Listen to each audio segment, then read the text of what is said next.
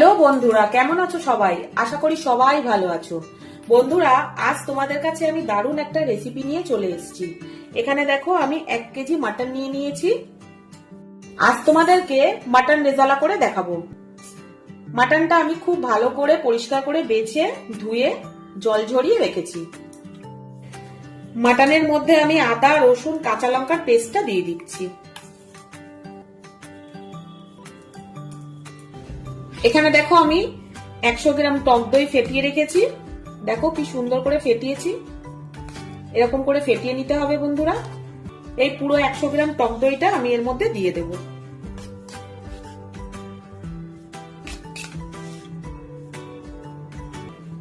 এখানে দেখো, সামান্য একটু জায়ফল নিয়ে নিয়েছি। এই জায়ফলটা আমি ঘষুনি দিয়ে ঘষে দিয়ে দেবো। খুব সামান্যই দিতে হবে বন্ধুরা, বেশি দিতে হবে না। এরকম করে ঘষুনি দিয়ে ঘষে দিলে খুব ভালো হবে।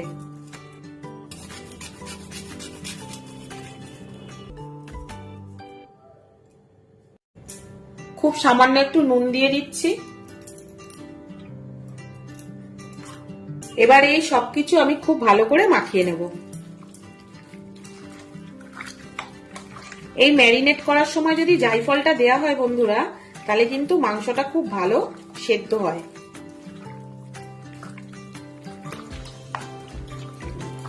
খুব চটকে চটকে মাখতে হবে বন্ধুরা, একদম যেন মাংসের মধ্যে মশলাগুলো সব যায়। এখানে যেহেতু আমি 1 কেজি মাটন নিয়েছি, সেই জন্য কিন্তু আমি 100 গ্রাম টক দই দিয়েছি। দেখো কি সুন্দর আমি ভালো করে চটকে চটকে মাখিয়ে নিচ্ছি। খুব ভালো করে মাটনটা আমার ম্যারিনেট করা হয়ে গেছে বন্ধুরা।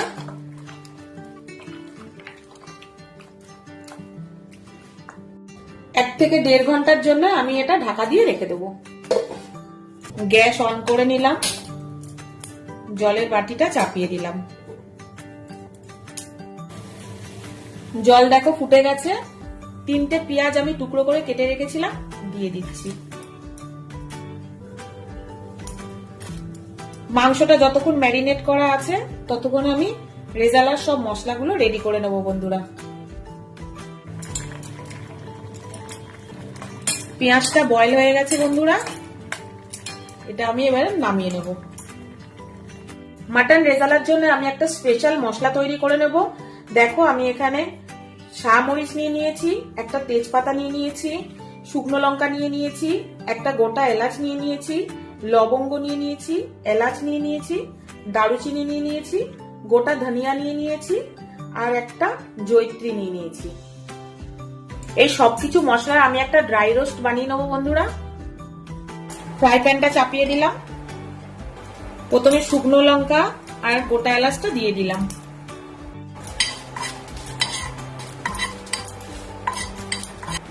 এলাচ দিয়ে দিলাম, তেজপাতা, জয়িত্রী দিয়ে দিলাম।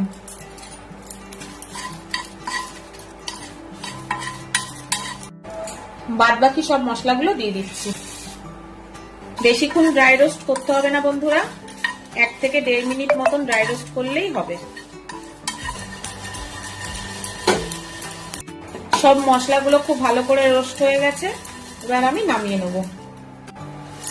একটু ঠান্ডা হয়ে গেলে তারপরে আমি এগুলো একটা ডাস্ট বানিয়ে নেব। এখানে দেখো, কাজু বাদাম আর আলমন্ড বাদাম আমি অনেকক্ষণ ধরে ভিজিয়ে রেখে দিয়েছিলাম। আলমন্ড বাদামের খোসাগুলোকে দেখো আমি এরকম করে ছাড়িয়ে নিয়েছি। বাদামগুলো দিয়ে দিলাম, পোস্ত দিয়ে দিলাম। খুব সামান্য জল দেব। এটা আমি একটা পেস্ট তৈরি করে নেব। বয়েল করে রাখা পেঁয়াজগুলো আমি পেস্ট বানিয়ে নেব।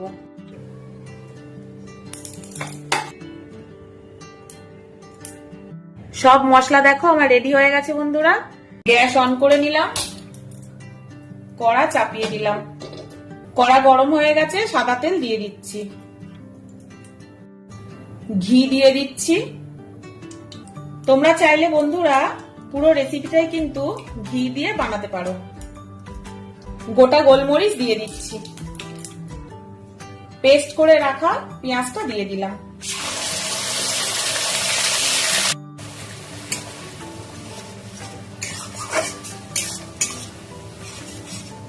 গোটা শুকনো লঙ্কা দিয়ে দিচ্ছি।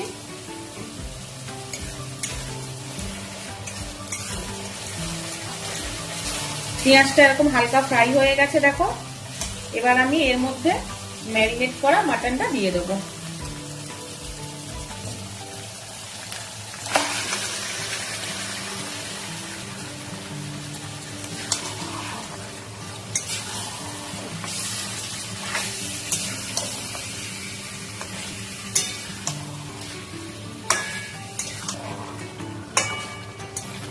মাটনে যেহেতু টক দই দেওয়া আছে বন্ধুরা, সেই জন্য গ্যাসের ফ্লেমটা আমি একটু হাই রেখে দেবো, কারণ মাটন দিয়ে কিন্তু জল ছাড়বে। মাটন দিয়ে দেখো কতটা জল ছেড়েছে, দেখো।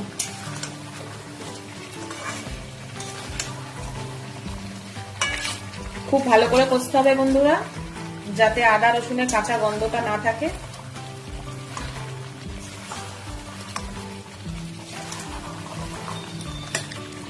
খুব ভালো করে দেখো মাটনটা কষা হয়ে গেছে, দেখো পুরো তেল ছেড়ে দিয়েছে। দেখো কাজু বাদাম পোস্ত আলমন্ডের পেস্টটা আমি দিয়ে দেবো।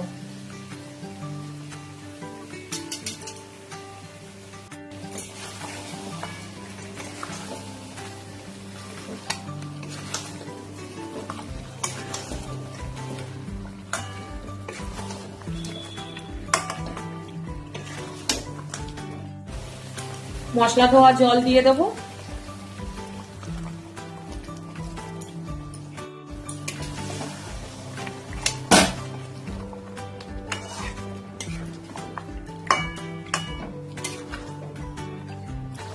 স্বাদ মতো নুন দিয়ে দেবো।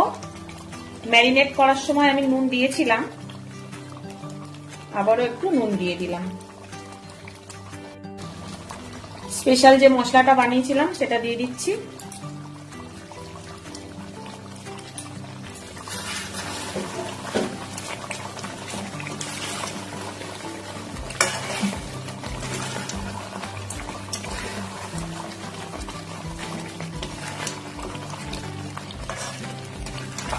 মশলাটা দিয়ে এত সুন্দর সেন্ট বেরিয়েছে বন্ধুরা, কি বলবো, দারুণ সেন্ট বেরিয়েছে।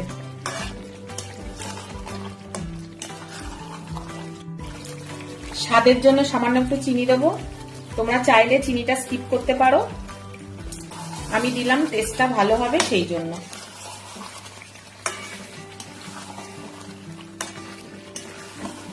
খুব ভালো করে মাটনটা দেখো কষা হয়ে গেছে।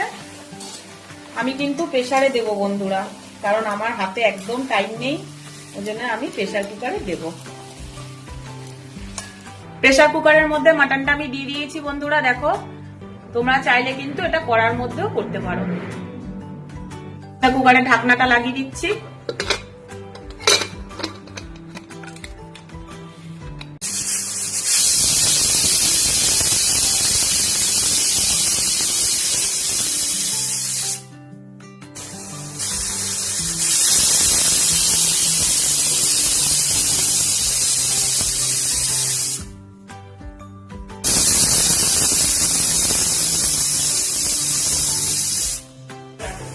তিনটে সিটি পড়ে গেছে বন্ধুরা, গ্যাসটা আমি এবার অফ করে দেবো। সামান্য একটু ঘি দিয়ে দিচ্ছি, মাখনা দিয়ে দিচ্ছি। মাখনাগুলো ঘিতে একটু ফ্রাই করে নেবো, খুব হালকা ফ্রাই করবো বন্ধুরা, বেশি লাল করব না। মাখনাগুলো ফ্রাই হয়ে গেছে বন্ধুরা, এবারে আমি মটনটা কড়ার মধ্যে ঢেলে দেবো।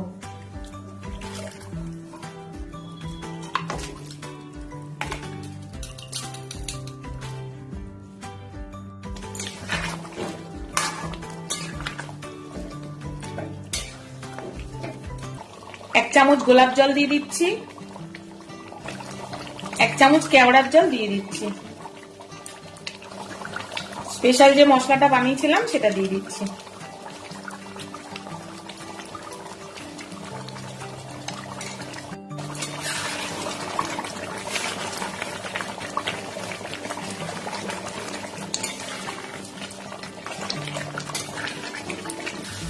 আমার চ্যানেলে তোমরা কেউ যদি নতুন হও বন্ধুরা, চ্যানেলটাকে একটু সাবস্ক্রাইব আর ফলো করে দিও। বেল বাটনটা অবশ্যই প্রেস করে দেবে, যাতে যে কোনো ভিডিও নোটিফিকেশনটা তোমাদের কাছে আগে পৌঁছে যায়। মাটন রেজালাটা রেডি হয়ে গেছে বন্ধুরা, দেখো। এবার আমি গ্যাসটা অফ করে দেবো। মাটন রেজালাটা আমার রেডি হয়ে গেছে বন্ধুরা, তোমরা তো দেখলেই বন্ধুরা। আমি খুব সহজ পদ্ধতিতে তোমাদেরকে রেসিপি দেখাই বন্ধুরা, যাতে তোমরা বাড়িতে সবাই বানাতে পারো। এইভাবে তোমরা বাড়িতে বানাবে বন্ধুরা।